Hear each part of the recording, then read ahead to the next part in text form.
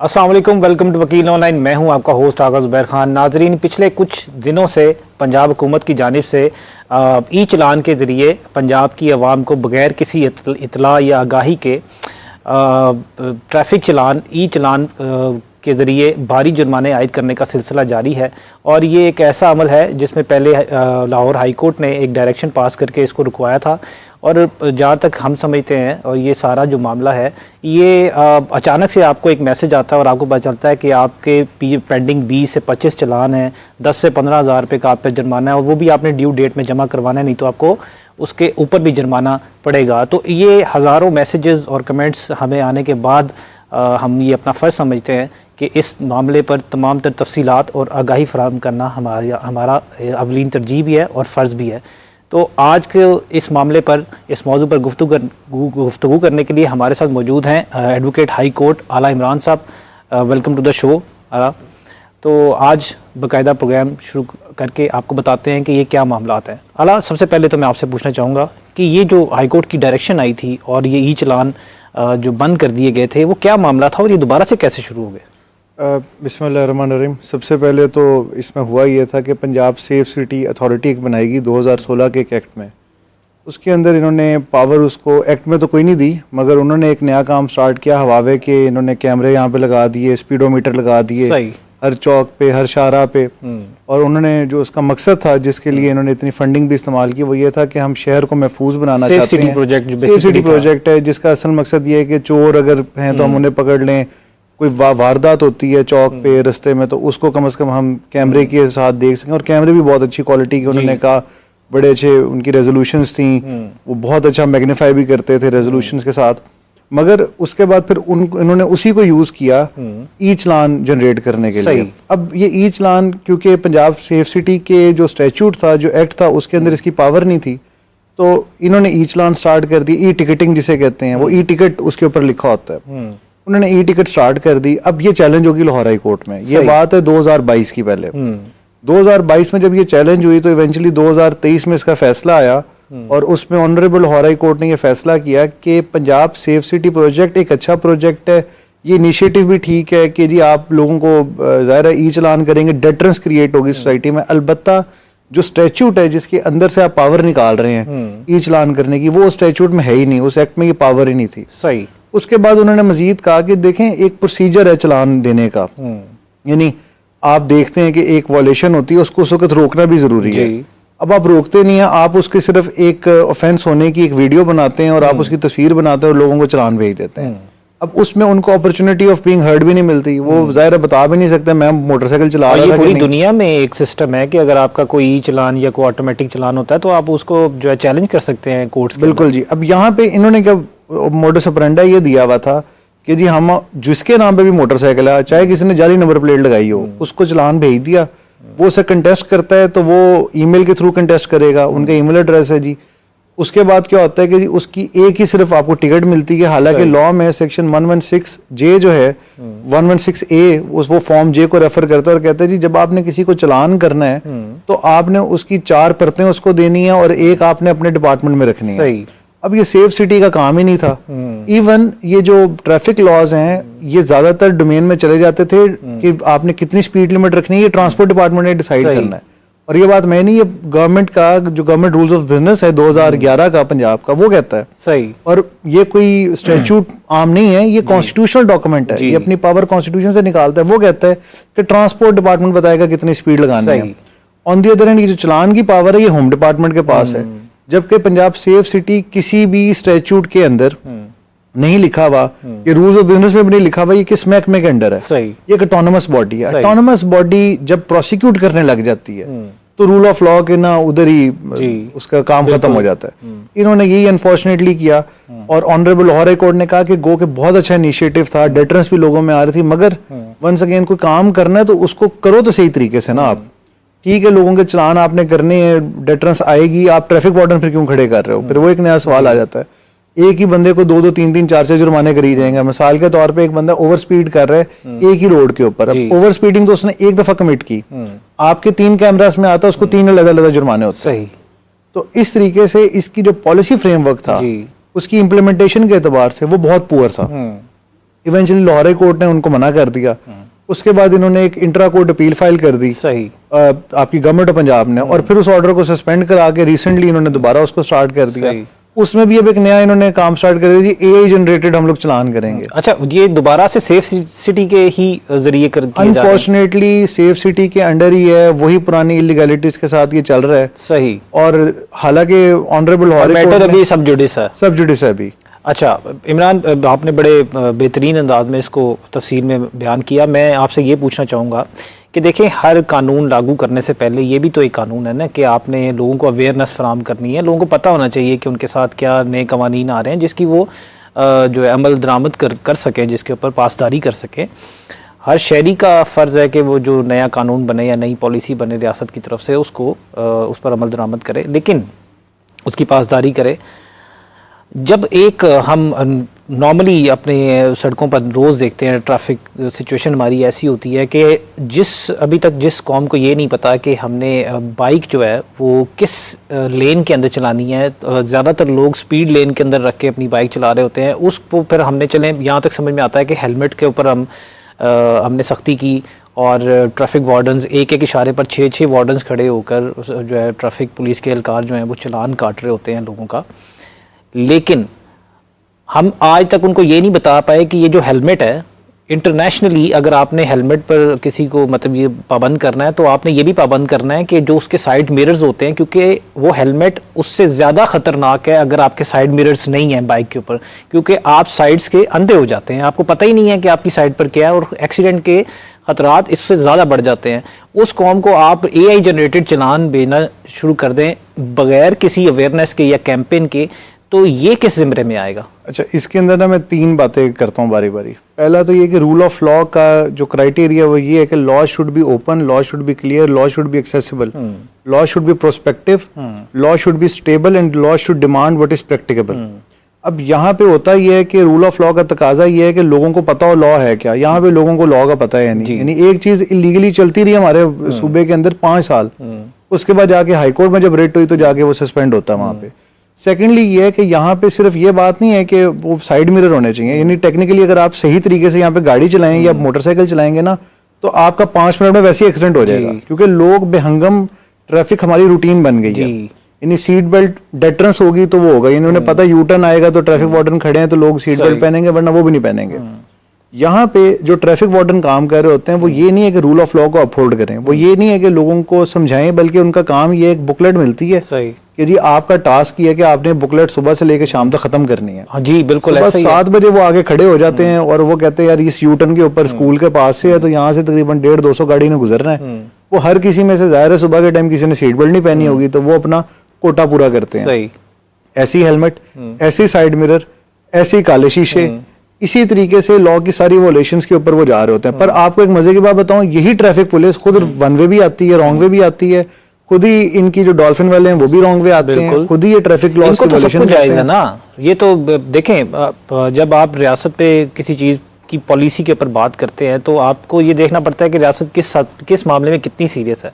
जैसे मैंने आपसे पहले अर्ज की, अब अगर आप दोनों काम एक साथ कर रहे हैं, आप मैनुअली भी चलान जो है वार्डन्स भी खड़े होके एक इशारे पे 6 वार्डन्स खड़े होकर उसी जगह पर जहाँ पर वो वायलेशन सिग्नल्स के ऊपर अपने लिए सेफ सिटी प्रोजेक्ट लगाया हुआ है, उसी ऑटोमेटिकली भी वो AI के जरिए भी चलान जनरेट कर रहा है, मैनुअली भी आप काट रहे हैं। और ये तो डबल जेपर्टी होगी ना कि एक शख्स को एक ही दिन में एक ही वायलेशन के ऊपर अगर 3 से 4 चलान होंगे तो वो कौन डिटेक्ट करेगा और वो चैलेंज कहाँ कर सकता है ना, उसके पास कोई अपॉर्चुनिटी है। इस बारे में आप क्या कहेंगे? इसमें ना एक बड़े मजे की बात ये है कि जब हम इस कॉन्टेक्स्ट में स्पेसिफिकली देखते हैं तो ई चलान या ए चलान में जहां जहां कैमरास लगे हुए हैं वहां से जब बाइक गुजरेगी या मोटरसाइकिल सवार गुजरेगा जिसने हेलमेट नहीं पहना, वो हर एक जगह पे अलग वॉलेशन के तौर पे उसको कंसीडर करेगा।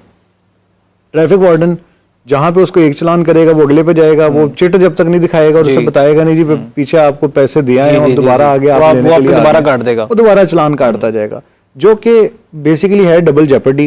और इखलाकी तौर पे लोगों को चाहिए कि हेलमेट भी पहने, लॉ के साथ कंप्लायंस भी करें, उनकी अपनी सेफ्टी। लेकिन आप उसके लिए अवेयरनेस दें ना। अगर आप आज से मैं आपको कह दूं कि इमरान कल आप बाइक के ऊपर हेलमेट के बगैर नहीं बैठ सकते, तो आपको मुकम्मल तफसील बतानी पड़ेगी ना कि हेलमेट भी ज़रूरी है और साथ साइड मिरर्स भी ज़रूरी हैं, जो कि क्योंकि आपकी जान के लिए ये कानून बनाया जा रहा है। अगर आपकी सेफ्टी के लिए या तो है कि सिर्फ पैसे इकट्ठे करने के लिए बनाया जाए, जो बाजारी तौर पर इस कानून के बाद यही नज़र आता है कि ये सिर्फ अवाम से पैसे निकलवाने के लिए किया जा रहा है। जैसे कि आपने देखा होगा इमरान, आप आज से कुछ अरसा पहले एक पॉलिसी जारी हुई थी कि जी वो जो बगैर नाबालिग बच्चे हैं वो बाइक नहीं चला सकते, जो कि जिनके आईडी कार्ड्स नहीं बने हुए, जिनके लाइसेंस नहीं बने हुए। उसमें हमने देखा कि बहुत सारे, जो इसमें कोई शक नहीं कि बच्चों को बाइक नहीं देनी चाहिए, बजाय इसके कि उनके पेरेंट्स के ऊपर जो है वो कार्रवाई की जाती, हज़ारों लाखों बच्चों के ऊपर FIRs काटी गई और ये भी तक नहीं देखा गया कि उनके कैरियर्स दांव पर लग जाते हैं बच्चों के। एक FIR अगर एक शख्स के ऊपर हो जाए, पूरी ज़िंदगी उसको लग जाती है उस FIR को मिटाने के लिए। तो आप एक मासूम बच्चे के ऊपर जब आप इस बिला तफरीक, वो सिर्फ मामला एंड पे ये निकला कि आपने पैसे इकट्ठे करने थे और आपने अरबों रुपया इकट्ठा किया और उसके बाद वो ख़त्म। मैं आपको एक बड़े मज़े की बात बताऊं, ज़्यादातर बच्चे जो है ना वो मुस्तकबिल में पाकिस्तान से बाहर जाने का सोचते हैं, तो मेरे ख्याल से ये उनका तरीका था बच्चों को पाकिस्तान में रखने के लिए, पर्चा काट दो ये जाए ना। होता ही है कि ये ऑनरेबल लाहौर कोर्ट का ही फैसला था, उन्होंने वन वे की वॉलेशन के ऊपर कहा कि जी आप 2000 जुर्माना कर दें, हालांकि स्टैट्यूट में वो प्रोविजन नहीं थी, उतना जुर्माना नहीं था, उसको उन्होंने पार्लियामेंट की इजाजत के या पार्लियामेंट के लॉ के बगैर ही नाश कर दिया। ऐसा ही है। ये एक अलहदा बात है कि क्या ऐसा करना चाहिए या नहीं करना चाहिए, बट सब्सिक्वेंटली इसमें एक और मसला है कि जी जो बच्चे मोटरसाइकिलें चलाते हैं, अंडर एज होते हैं, गाड़ियां चलाते हैं, उनके ऊपर, उसके ऊपर फिर पंजाब पुलिस ने अपना वही एक तरीकेकार पकड़ा कि हम इसमें से किस तरह मैक्सिमाइज कर सकते हैं अपनी प्रॉफिटेबिलिटी को। उन्होंने किया कि जी पकड़ें, स्पुर्दारियां कराएं, पकड़ें बच्चों को, आप हवालात में डाल दें। माँ बाप से एक बच्चे के माँ बाप को फोन करके 40-40 हज़ार रुपए लेने के मुबैना तौर पर एलिगेशंस मौजूद हैं। उस वक्त जब ऐसी कार्रवाइयां की गई पुलिस की तरफ से, जब आप हाथ ही खुला दे देते हैं तो जो डिपार्टमेंट पहले से ही करप्ट है तो उसने तो करप्शन ही करनी है ना। देखिए ना, उन्होंने स्पुर्दारी के पैसे लेने हैं, उन्होंने बेलों के पैसे लेने हैं, बच्चों ने जाकर डिस्चार्ज भी हो जाना है। यहाँ तक इन्होंने इसको मिसयूज किया कि ऑनरेबल लाहौर हाई कोर्ट को दोबारा केस के अंदर आना पड़ा और उन्होंने कहा कि यार बच्चों की जब शख्सी जमानत हो सकती है तो आप पकड़ के उनको हवालात में क्यों डाल रहे हो। तो यहाँ से हमें पता चलता है कि यहाँ पे जब भी लॉ इवन कोशिश भी करता है ना सिस्टम को बेहतर करने के लिए, तो हमारे एग्जेक्टिव या लॉ एनफोर्समेंट एजेंसीज ऐसे हैं कि उसमें भी मैक्सिमाइज करने की कोशिश करते हैं अपने पर्सनल इंटरेस्ट को। यानी यहाँ पे स्पुर्दारी के नाम पे वो 5000 रुपया, बेलों के नाम पे 5000 रुपया करते कराते हर बंदा 10-10 हज़ार रुपया तो दे के अपनी जान छुड़ाता है वहां से। और कंसिडरिंग कि ये बच्चे हैं, आप जब किसी बच्चे को एक दफा हवालात भेज देते हो ना, तो आपने वो जो झाका होता है ना वो हवालात का, वो आपने उसको उतार दिया छोटी उम्र में। अब उसको पता है यार हवालात में जाके क्या कर लेंगे। जिस तरह एक दफा बंदा जेल जाता है ना तो वो पक्का जो है ना फिर मुजरिम बन के बाहर निकलता है। वो तो यूनिवर्सिटी होती है उनके जुर्म सीखने की। ऐसे ही अगर आप बच्चों का झाका, असल में लॉ का मकसद ही क्रिमिनल लॉ का ये है कि लोगों को जेल से डरा के तो डेटरेंस क्रिएट करें। जी बिल्कुल। जब आप उठा के हर बंदे को डालेंगे तो उसका रिजल्ट ये निकलेगा कि अगली दफा वो बंदा भी मार देगा, कहेगा यार करा लेंगे बेल। ऐसा ही है। इमरान, मैं आपसे पूछना चाहूँगा क्योंकि आपने ये ई चलान के मामलात को खुद कंटेस्ट किया हुआ है और ट्रैफिक पुलिस के हवाले से आपका बड़ी एक नॉलेज भी है, आपका एक ग्रिप है, रिसर्च है। मुझे ये बताइएगा कि अगर कोई शख्स अपने इस मामले को, जो उसको चलान आ रहे हैं, जैसे अब लोगों को पता चल रहा है जी कि 50-50 चलान उनके पेंडिंग है पीछे से, और वो जब वो गाड़ी सेल या करेंगे या कभी कहीं भी उनको रोक कर वो पैसे क्लियर करवाए जा सकते हैं, ये जो भी मामलात हैं, इस हवाले से अगर कोई चैलेंज करना चाहता है तो उसके पास क्या रेमेडी है? देखें, सबसे पहली तो रेमेडी मैं आपको एडमिनिस्ट्रेटिव रेमेडी बताता हूँ। वो ये है कि जो आपको चलान मिलता है या टिकट मिलती है ना, उसके अंदर एक ईमेल एड्रेस लिखा हुआ है etclahore.pk। आप उसके ऊपर जो है ना वो बाकायदा अपना पूरा डिफेंस दे सकते हैं और वो बाकायदा वो फिर रिकॉर्डिंग निकाल के देखते हैं, चेक करते हैं और फिर आपका अगर चलान नहीं बनता तो वो वापस भी ले लेते हैं। सही। यानी मैंने कई दफ़ा ऐसे, मेरे ख्याल से कोई 50-60 चलान तो ऐसे हैं जो मैंने ख़त्म करवाए हैं ईमेल्स के ऊपर ही। सही। और ऐसे भी हैं कि एक ही इंसिडेंट के 4 उन्होंने चलान काटे हुए हैं, एक रोड पे 4 दफ़ा कैमरे लगे थे, 4 चलान, उन्होंने उसको एक कर दिया सिंगल। उन्होंने कहा कि जी हम 3 कैंसिल कर रहे हैं, एक हम रहने देते हैं।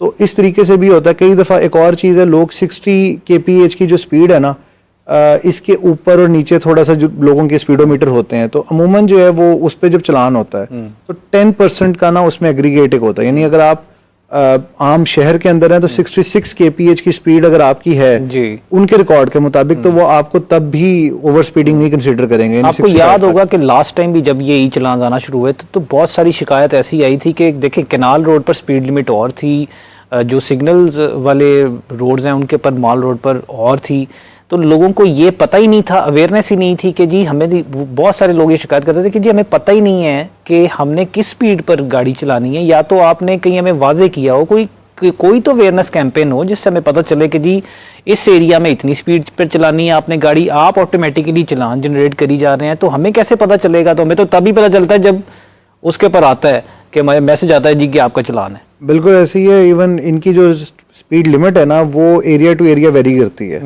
आपके मेन बुलेवार्ड पे, शहर के अंदर, जे रोड पे, ये सारा 60 kph पे है। आपकी नहर 70 kph पे, आपकी रिंग रोड 90 kph पे, आपकी मोटरवे 120 kph पे है। अब इनको जब कहा गया था ना कि जी आप कम से कम स्पेसिफाई करें और फिर इसका कोई नोटिफिकेशन निकालें कुछ, तो इन्होंने उसका नोटिफिकेशन तो नहीं निकाला। इन्होंने बेसिकली हवाला दिया कि जी मोटर व्हीकल ऑर्डिनेंस के तहत जो हमारा ट्रांसपोर्ट डिपार्टमेंट है उसने स्पीड लिमिट सेट करनी है, उन्होंने चलान आप काट रहे हैं और जो काम उन्होंने करना था वो आपने उनको पूरा करने नहीं और दिया। एंड पे एलडीए को कहा कि जी आप उन रोड्स के इर्द गिर्द ना एक वो बोर्ड लगा दें कि इधर मैक्सिमम स्पीड एलटीवी की कितनी है और एचटीवी की कितनी है। अभी इमरान आपने बताया कि आप उनकी वेबसाइट पर जाकर जिससे आपको मैसेज आता है उसी पर जो एक नीचे लिंक दिया होता है वो खोलकर आप अपना चैलेंज कर सकते हैं। तो उसका एक आसान तरीका मैं चाहूँगा कि आप हमारे सुनने वालों के लिए बताएं कि किस तरह से वो चैलेंज करें और वो इसको कैसे आगे जो है वो कर सकते हैं। बिल्कुल, इसमें मैं बारी बारी आता हूँ जो 2 से 3 मोड्स इनके पास हैं। सबसे पहला तो ये कि आप जो आपको ईमेल एड्रेस मिला हुआ है ना, आप उस पर ईमेल करें और अपना पूरा वर्जन वहाँ पे बयान करें। मिसाल के तौर पे नंबर प्लेट अगर किसी ने आपकी गाड़ी की बना के लगाई है तो सेफ सिटी को वो पहले इंटीमेट किया जाएगा, सेफ सिटी फिर वो गाड़ी पकड़ेगी कि आपकी इजाजत के बगैर किसी ने कैसे अनलॉफुली या इलीगली आपकी नंबर प्लेट यूज की है। कई लोगों को होता है कि वो खुद होती ही नहीं है उसके ऊपर, वो उनकी व्हीकल ही नहीं होती। कई लोगों का ऐसे होता है कि उनकी व्हीकल होती है बट वो जो एलिगेशन लगा होता है वो बिल्कुल झूठा होता है। मिसाल के तौर पर आप चला बिल्कुल गाड़ी रोड के दरमियान रहे हो और आपकी गाड़ी के बिल्कुल पीछे अचानक एक गाड़ी आती है और आप सिर्फ एक्सीडेंट से बचने के लिए अपनी गाड़ी साइड पे करते हो, तो वो इस ग्राउंड के ऊपर कि जी आपने मिसाल के तौर पे लाइन क्रॉस किया विदाउट गिविंग इंडिकेटर, तो वो आपको एक जुर्माना कर देते हैं। आप उनको चैलेंज कर सकते हो कि जी आप रिकॉर्डिंग निकाल के देखें, मैंने अपने आप को सेव करने के लिए गाड़ी उधर की, वरना मेरी गाड़ी का एक्सीडेंट होता, उस गाड़ी का आपने चलान किया कि नहीं किया। तो ये आपके डिफेंसेस हो सकते हैं। फिर दूसरा आपका ये कि आप उस ई चलान को कंटेस्ट कर सकते हो मैजिस्ट्रेट के सामने भी एग्जैक्टली उसी तरीके से जिस तरह पहले आप ट्रैफिक वार्डन के चलान करते थे कंटेस्ट। अलबत्ता वहां पे ज़रा वेरी करता है, मैजिस्ट्रेट उसको बुलाता है और फिर उसके हिसाब से वो देखता है कि आया कि उसने इसको चलाना आगे के नहीं।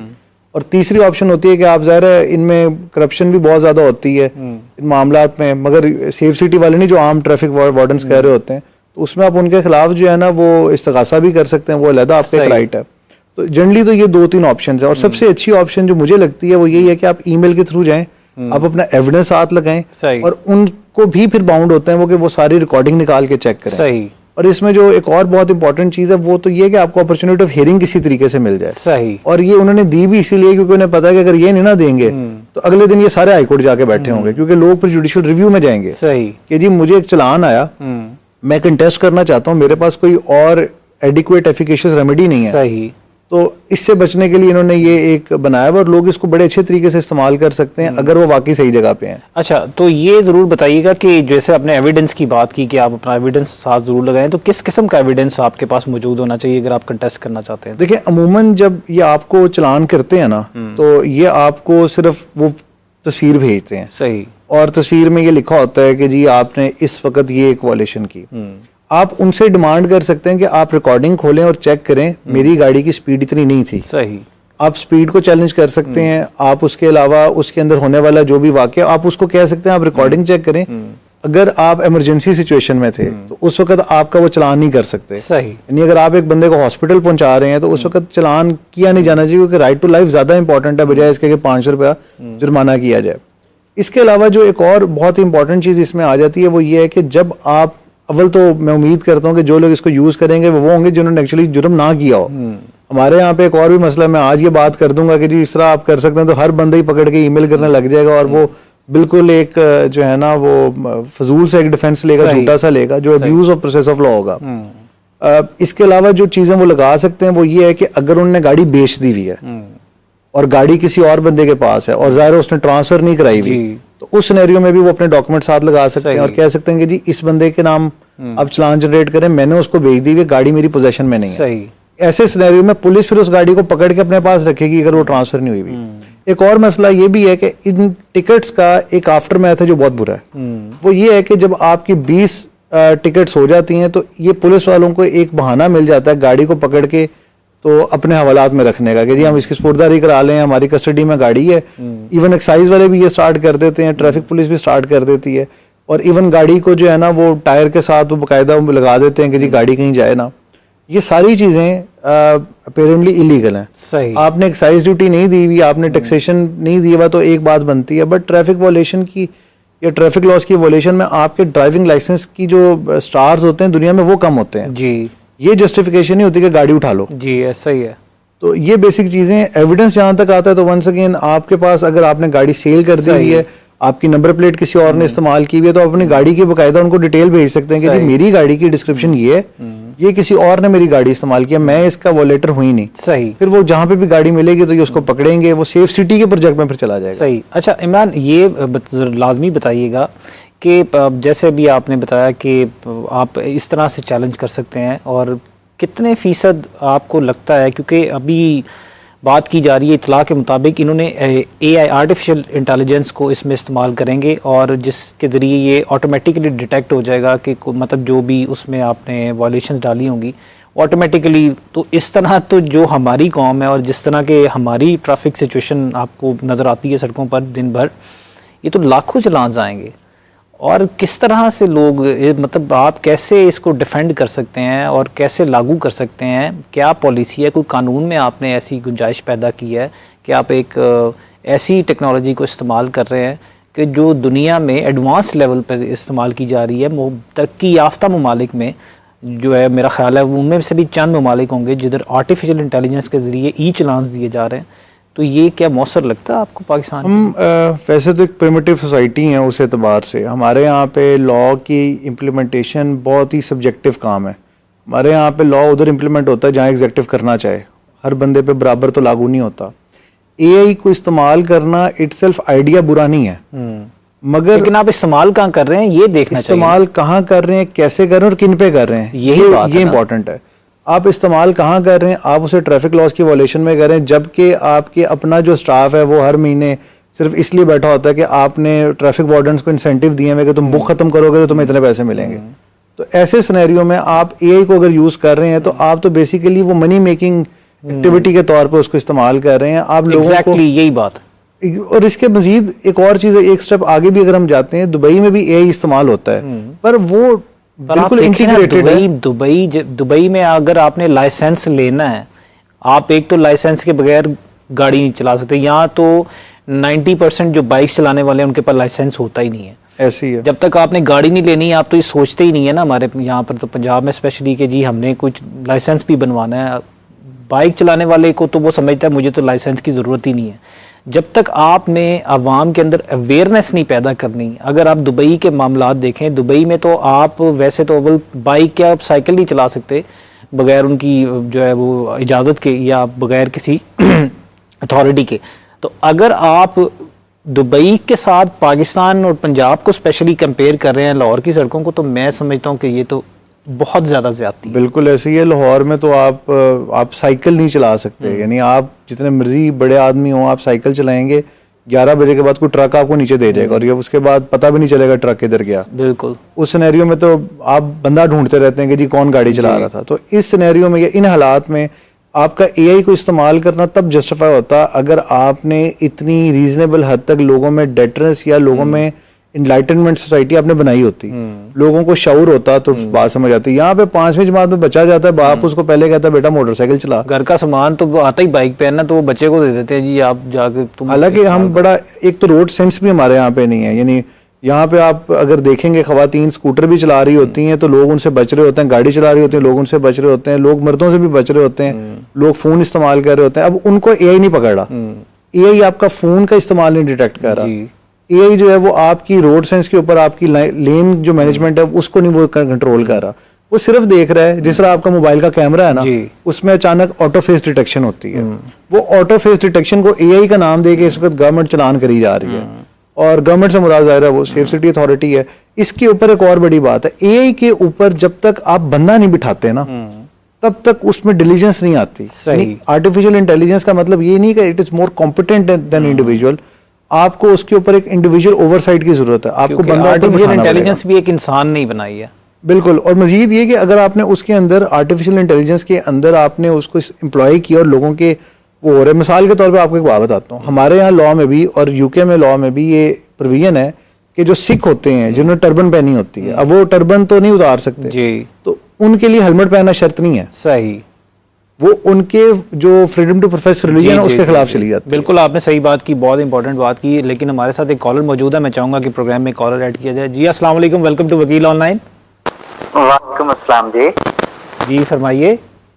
उबैदुर रहमान सुलेमानी अब्दाबाद से बात कर रहा हूँ। अच्छा, मेरा सवाल ये है कि पहले तो बड़ी गाड़ी कोई रोकते ही नहीं है, उनके काले शीशे भी होते हैं, सारा कुछ होता है। सवाल मेरा ये है कि ये जो सरकारी गाड़ियाँ होती हैं, तमाम की तमाम गाड़ियों के शीशे काले होते हैं, तो क्या उनको काले शीशे रखना अलाउ होता है कि नहीं होता, और उनको चलान होना चाहिए कि नहीं होना चाहिए? नहीं, आप जो लोकल असेंबल्ड गाड़ी की बात कर रहे हैं या इम्पोर्टेड गाड़ी की बात कर रहे हैं? जितनी भी लोकल गाड़ियाँ होती हैं, अगर उनमें से किसी का काला शीशा हो तो उसका चलान कर दिया जाता है ना। अच्छा जी, आपके सवाल का जवाब जी आलम आंसर ये बड़ा कंसर्न है आजकल हमारी आवाम का कि जी काले शीशे होने चाहिए।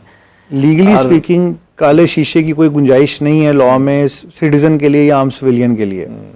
हाँ, अगर आपकी गाड़ी मैन्युफैक्चर होती है काले शीशे के साथ या टेंट के साथ तो उसकी लॉ में गुंजाइश है, बट आप खुद अपनी गाड़ी को टेंट नहीं करवा सकते। हमारे यहाँ पे एक बहुत बड़ा माफिया है जो लोगों को ये कह के कि जी हम आपको होम डिपार्टमेंट से, हम आपको किसी और महकमे से तो लेके देंगे परमिट, वो सारा फ्रॉड है। वो सारे के सारे लेटर्स नोटिफिकेशन वो फेक होते हैं। सही। यानी आपके लिए कोई मुश्किल नहीं है कि एक आम कागज पे गवर्नमेंट की स्टैंप बना के तो इधर नारकली से कहीं से आप जाली स्टैंप बनवाएं और 60 ठप्पा लगाएं और परमिट बना के दे दें, और वो अक्सर यही कर रहे हैं। तो आपकी गाड़ी पिछले दिनों तो मैं अगर आवाम की आगाही के लिए बताता चलूं कि एक सेक्रेटरी साहब थे जिनके नाम के लेटर्स जारी किए गए, बहुत सारे लोग बीच में मुलव्वस थे उसमें करप्शन के अंदर, बहुत सारे लोगों ने पैसे देकर वो लेटर्स लिए, और वो सेक्रेटरी साहब जिनका नीचे अथॉरिटी जिनकी साइन थी, जिनकी स्टैंप थी, उनको रिटायर हुए हुए 10 साल गुजर चुके थे, लेकिन लोग उनका डॉक्यूमेंट वो इस्तेमाल कर रहे थे। ऐसे ही है। तो ये असल में जो टिंटेड शीशा है ना, ये तो कोई कॉन्सेप्ट ही नहीं है हमारे यहाँ पे, अनटिल अनलेस आपकी गाड़ी ज़रा इम्पोर्टेड ना और उसके अंदर मैन्युफैक्चरिंग के अंदर ही टेंटेड शीशा ना इस्तेमाल हो रहा हो। उसमें है क्योंकि वो उसको उतार नहीं सकते वहां से टेंट को, तो इसलिए उसकी गुंजाइश है, वरना गाड़ी की कीमत भी गिर जाती है। बाकी जहाँ तक एक और बात है, वो कहते हैं कि जी जो हमारे यहाँ पे सरकारी गाड़ियों की वो बात कर रहे थे, लेकिन हर सरकारी गाड़ी को वो अलाउ भी नहीं है, और हर सरकारी गाड़ी को भी परमिट का कोई मसला नहीं होता।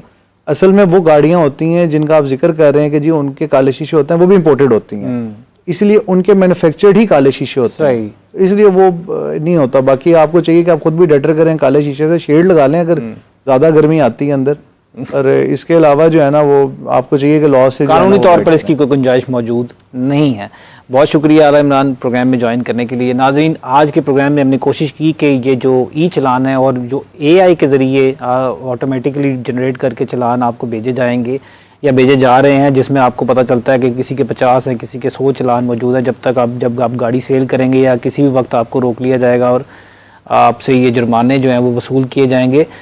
ये सब कुछ हो सकता है, अच्छी चीज़ है, होना चाहिए, रियासत इस पर अमल दरामद कराए, लेकिन उससे पहले अवाम में आगाही फराहम की जाए, लोगों को इतला की जाए, लोगों को बताया जाए कि ये जुर्म करने पर आपको ये फ़ाइन होगा, और स्पीड लिमिट, बहुत सारे कंसर्न्स हैं जो कि लोगों को पता ही नहीं है कि उनके साथ क्या की जाए। और इससे ये साबित भी होता है और ये पता लगता है कि ये कहना गलत नहीं होगा कि जो हमारी हुक्मरान है, जो हमारी गवर्नमेंट है, उसका मेन कंसर्न ये नहीं है कि लोगों की सहूलत के लिए कानून साजी की जाए, मेन कंसर्न यही नज़र आता है कि लोगों से किसी भी तरह से पैसे निकलवाए जाएं।